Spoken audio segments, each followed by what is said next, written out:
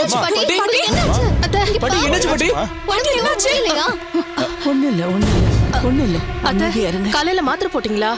பரவாயில்ல விடு வாசுகி. என்னத்த பரவாயில்லன்னு சொல்றீங்க? உடம்பெல்லாம் வேர்த்திருக்கு, நடுங்குது, பரவாயில்லன்னு சொல்றீங்க. என்கிட்ட நாங்க தான் இந்த மாதிரி பிரச்சனையில இருக்கோம், மறந்துட்டோம். நீங்களாவது என்கிட்ட கேட்டிருக்கலாம்ல, மாத்திரை கொடுத்துருப்பேன்ல. அதெல்லாம் இல்லம்மா, சாப்பிடாம எப்படி மாத்திரை போடுறதுன்னு தான் சொல்லல. என்னத்த இது? அம்மா இருக்கிற பிரச்சனை பார்த்தா நீ வேற புதுசா பிரச்சனை எடுத்துட்டு வரியா? எங்க இப்ப அத்தைய திட்டுற நேரமாங்க இது? அவங்கள முதல்ல சாப்பிட வச்சு மாத்திரை போட வைக்கணுங்க. அத்தை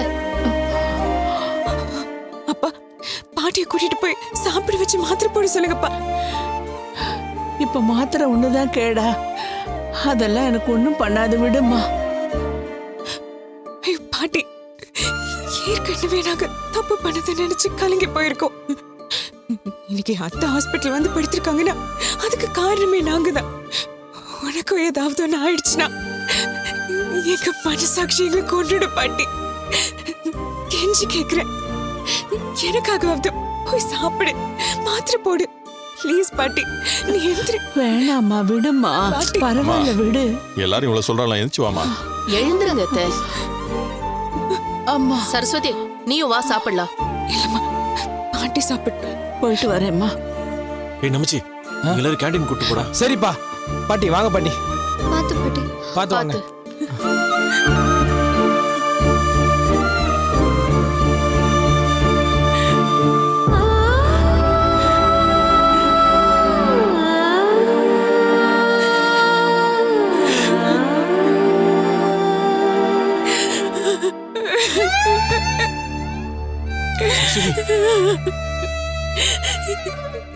என்னால தானுங்க எல்லாருக்கும் இவ்வளவு கஷ்டம்.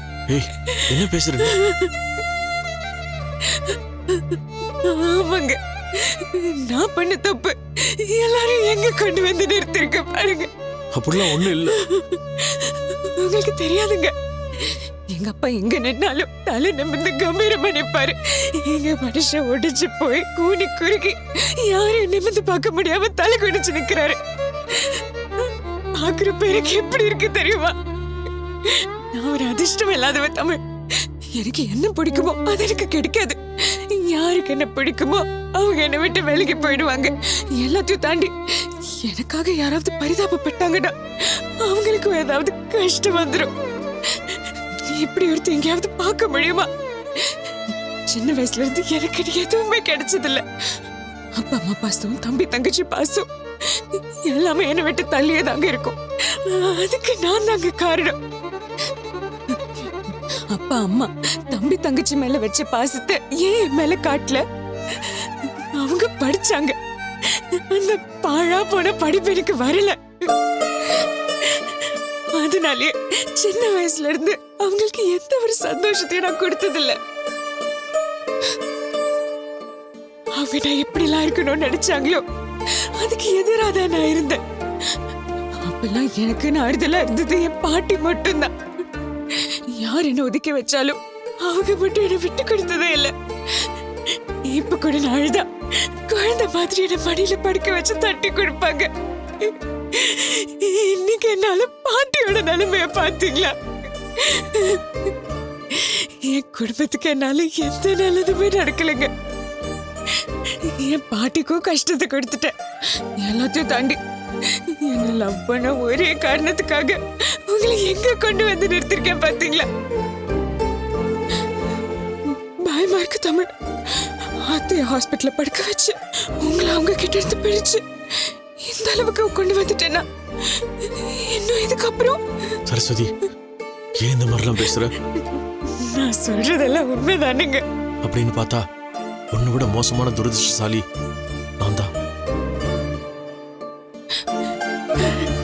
ஏய், நீ சொன்ன எல்லா விஷயமும் எனக்கும் நடந்திருக்கு. நானும் படிக்கல, எனக்கு கல்யாணம் நின்று போச்சு. என்னுடைய சொந்த மாமா பொண்ணு அவளே என்ன வேணான்னு ஒதுக்கிட்டா. அதெல்லாம் நினைச்சு நான் கவலைப்படல. ஏன் தெரியுமா?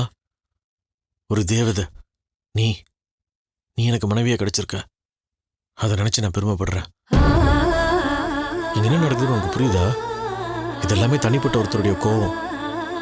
அந்த சந்திரகலாவுடைய கோவம் அதான் நம்மளை இங்க வரைக்கும் கொண்டு வந்து நிறுத்திருக்கு. ஆனா ஒண்ணு இப்பவும் சொல்றேன், அந்த சாமி தான் நம்மளை சேர்த்து வச்சிருக்கு. ஆனா நம்மளை பிரிக்கணும்னு நினைக்கிறது அந்த சந்திரகலா. நீயே சொல்லு, சாமி பெருசா இல்ல அந்த சந்திரகலாவுடைய எண்ணம் பெருசா? அந்த சாமி தான் ஜெயிக்கும் நான் நம்புறேன். அப்படின்னா நம்ம தான் ஜெயிப்போம்.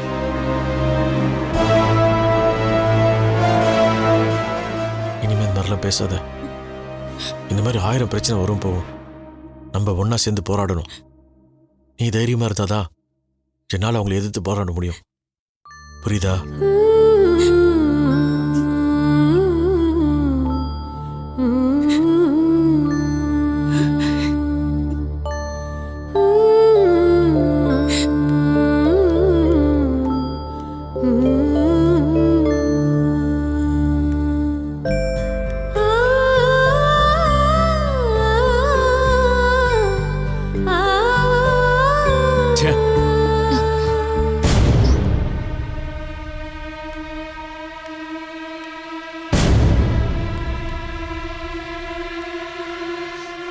பார்த்தல எங்க வந்து ரொமான்ஸ் பண்ணிட்டு இருக்காங்க பாரு.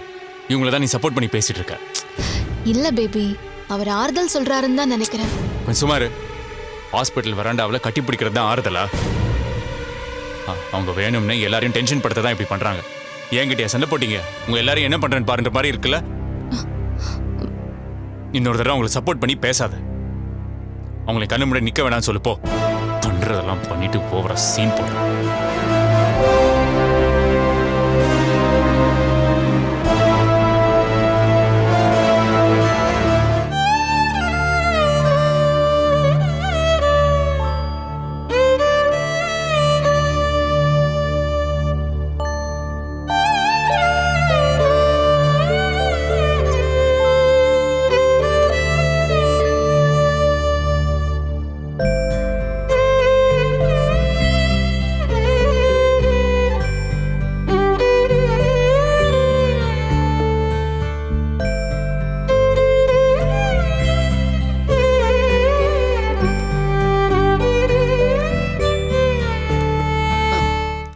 மாப்ள சமந்தி, ஒரு நிமிஷம்.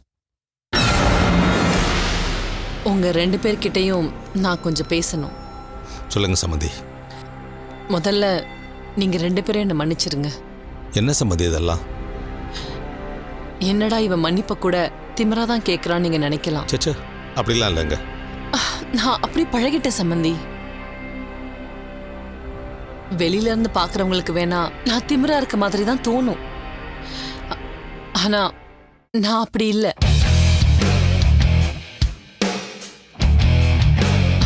தப்பு பண்ணாதவங்க யாரு இருக்கா? நானும் ஒரு தடவை தப்பு பண்ணிட்டேன். அது கூட என் பொண்ணு ஆசைப்பட்ட வாழ்க்கையை அவளுக்கு கொடுக்கணுன்றதுக்காக தான் போய் சொன்னேன். கார்த்தியும் வசுந்தராவும் லவ் பண்ணாங்க. சம்பந்தியம்மாவுக்கு லவ் எல்லாம் பிடிக்காது. எப்படியோ பேசி எல்லா அரேஞ்ச்மெண்ட்ஸும் பண்ணதுக்கு அப்புறம் இந்த கல்யாணம் நடக்காது, தள்ளி போகுன்னு சொன்னதால என்னால தாங்கிக்க முடியல.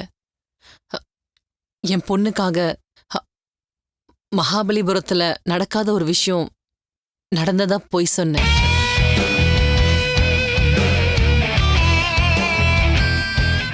தப்புதான், ரொம்ப பெரிய தப்புதான். அதுக்காக உங்க எல்லார்கிட்டயும் மன்னிப்பு கேட்டுக்கிறேன். சத்தியமா சொல்ற மாப்ள, உங்க அண்ணன் பண்ண மாதிரி நான் பிளான் பண்ணி பொய் சொல்லல. நீங்களே பார்த்துட்டு தானே இருக்கீங்க இந்த கல்யாணத்துல அவங்க எத்தனை பொய் சொல்லிட்டாங்க. ஆனா வசுந்தரா விஷயத்துல நான் ஒரே ஒரு பொய் தானே சொன்னேன். அந்த தப்ப கூட நான் தான் பண்ணேன்.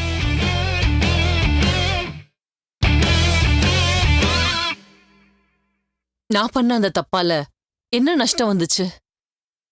4 செவத்துக்குள்ள வச்சு சம்பந்தியமா உங்க மேல கோவப்பட்டாங்க, அவ்வளவுதானே.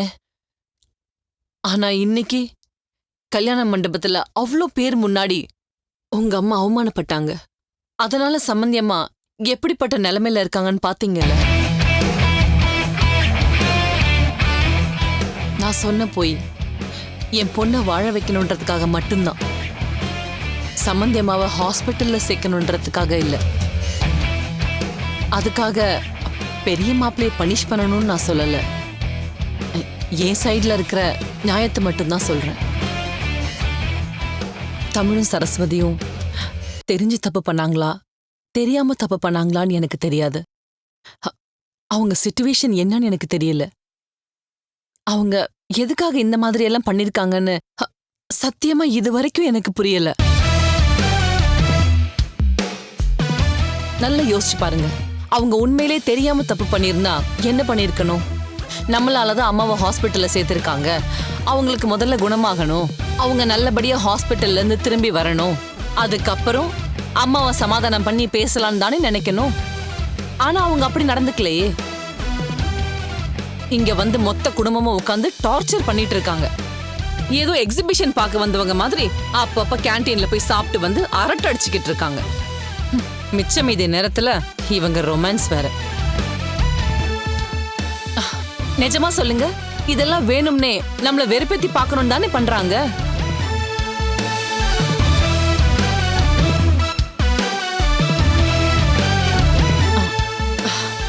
மாப்ள, திரும்பவும் சொல்றேன், எனக்கு உங்க அண்ணன் மேல கோவமோ வருத்தமோ இல்ல. நான் எப்பவுமே நியாயமா தான் பேசுவேன். அந்த மாதிரி தான் நானும் பேசினேன். ஆனா அவங்க 2 பேருக்கும் அது பிடிக்கல. அவங்க ஏற்கனவே கீதாவை பிளான் பண்ணி ஹாஸ்பிட்டல்ல சேர்த்தவங்க. அடுத்து என்னையுமே ஹாஸ்பிட்டல்ல சேர்க்க பிளான் பண்ணியிருந்தாங்க. நான் கொஞ்சம் தைரியமா இருந்தனால தப்பிச்சேன். ஆனா அப்புறம்தான் தெரிஞ்சது அவங்க டார்கெட் பண்ணது உங்க அம்மாவன்னு.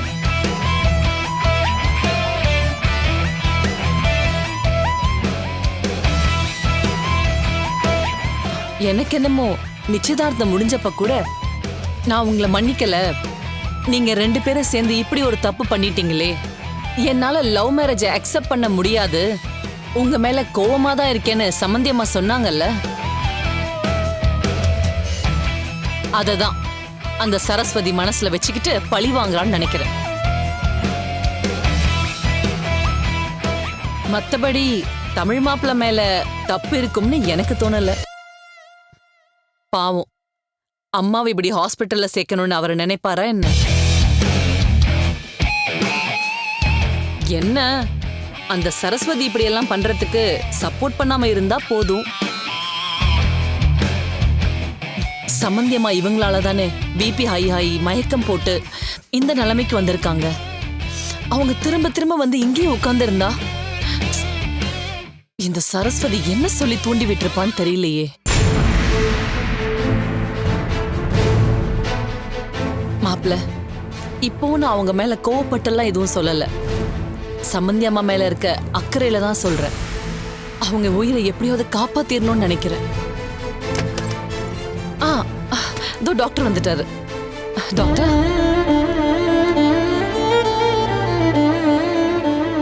வாங்க டாக்டர்.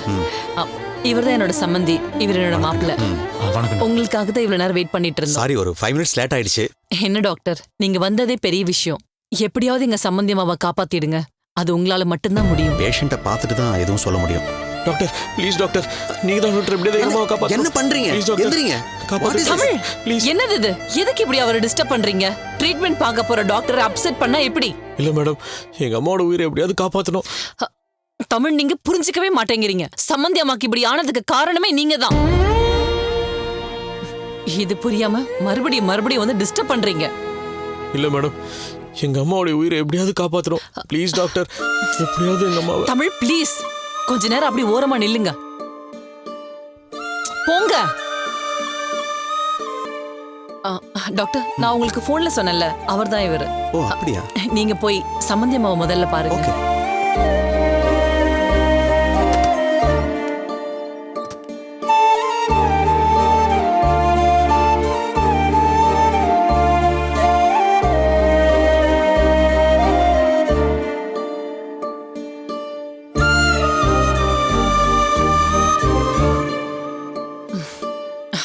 சமந்தி, நான் ஏற்கனவே டாக்டர் கிட்ட எல்லாம் தெளிவா சொல்லியிருக்கேன். இந்த மாதிரி பொய் சொல்லி கல்யாணம் பண்ணதால அவங்களுக்கு பிபி அதிகமாகி இங்க கொண்டு வந்து சேர்த்திருக்காங்கன்றதையும் சொல்லியிருக்கேன்.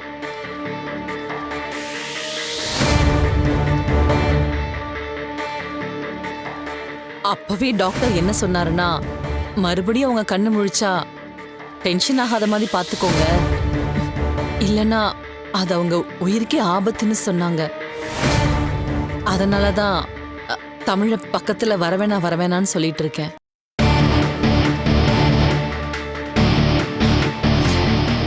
இவங்க 2 பேரும் வந்து நின்னு அத சம்பந்தி அம்மா பார்த்து டென்ஷன் ஆகி மறுபடியும் ஏதாவது ஆயிடுச்சுன்னா கிரிட்டிக்கல் ஆயிடும். வாப்பா போலாம். ஆமா தமிழ் வாப்பா, வாமா உள்ள போங்க.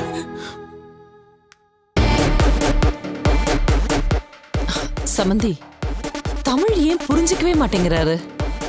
நம்ம சம்பந்தி அம்மாவை காப்பாத்தணுன்றதுக்காக தானே எல்லாரும் இவ்ளோ தூரம் போராடிட்டு இருக்கோம். அவங்க சரியாகி வந்ததுக்கு அப்புறம் இவங்க வந்து பேசினா கூட ஓகே.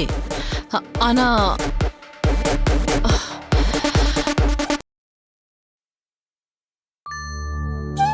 தமிழ், இந்த அம்மா ஓவரா போறாங்கப்பா. அப்பா கிட்டயும் கார்த்திக் கிட்டயும் என்னென்னமோ சொல்றாங்க.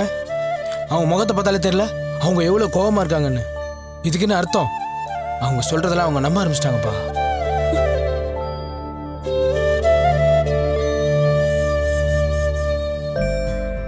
ஐயோ, நாம பயந்த மாதிரி நடக்க போதா?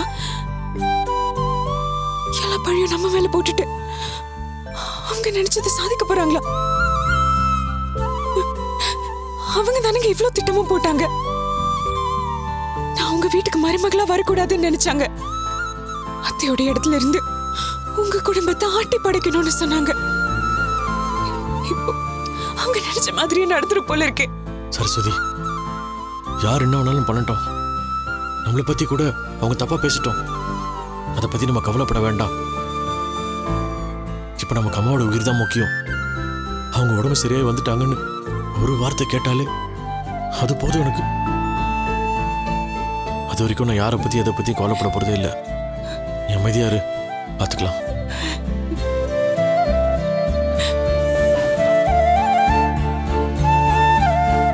பேஷண்ட்டுக்கு இப்போ எப்படி இருக்கு? பிபி ஹெவியா ரைஸ் ஆகிருக்கு டாக்டர். வரும்போதே கிரிட்டிக்கல் ஸ்டேஜ்ல தான் கொண்டு வந்தாங்க. ட்ரீட்மெண்ட் போயிட்டே தான் இருக்கு டாக்டர்.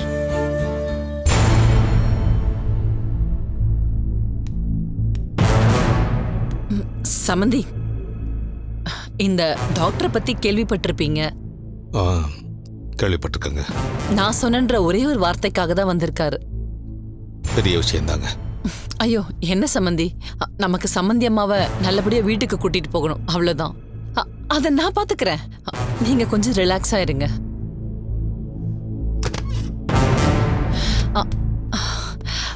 டாக்டர், என்னாச்சு டாக்டர்? நான் அவங்கள ஃபுல்லா செக் பண்ணிட்டேன். டெஸ்ட் எல்லாம் பார்த்தேன். அவங்க மயக்கமா தான் இருக்காங்க. மெடிசின்ஸ் கொடுத்துருக்கேன். இன்னும் 8 மணி நேரத்துல கண்ணு முடிச்சிட்டாங்கன்னா ஒரு பிரச்சனையும் இல்லை.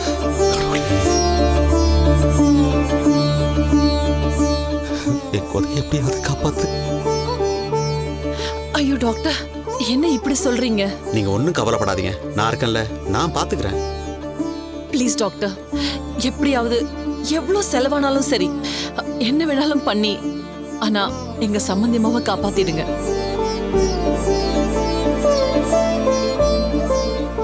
உங்களுக்காகத்தானே நான் வந்திருக்கேன். கண்டிப்பா என்னோட பெஸ்ட் எஃபோர்ட்டை போட்டு என்ன பண்ண முடியுமோ நான் பண்றேன். நீங்க தைரியமா இருங்க. Okay doctor.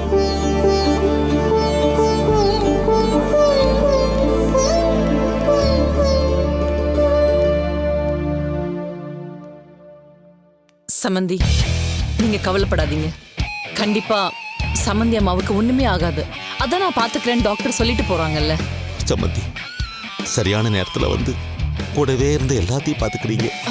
சமந்தி, நீங்க உணர்ச்சி வசப்படாதீங்க. அப்புறம் உங்களுக்கு ஒண்ணுனா உங்களையும் ஹாஸ்பிட்டல்ல சேர்க்க முடியாது. கவலைப்படாதீங்க, நான் பாத்துக்கிறேன்னு சொல்றேன்ல. நீங்க போய் உட்காருங்க.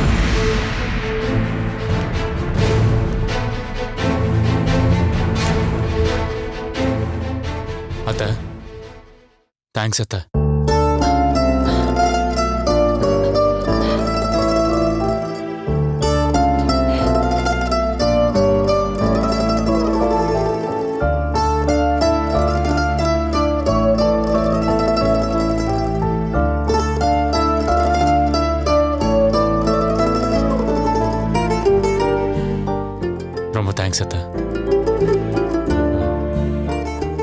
நீங்க மட்டும் இல்லைன்னா இது நடந்திருக்காது.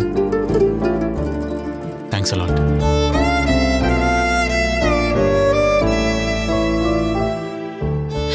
மாப்ள, என்ன நீங்க? இதுக்கு மேல எனக்கு என்ன வேணும்? எல்லாத்தையும் நான் பாத்துக்கிறேன். நீங்க யாரும் எதுக்கும் கவலைப்படாதீங்க. நான் இருக்கேன்.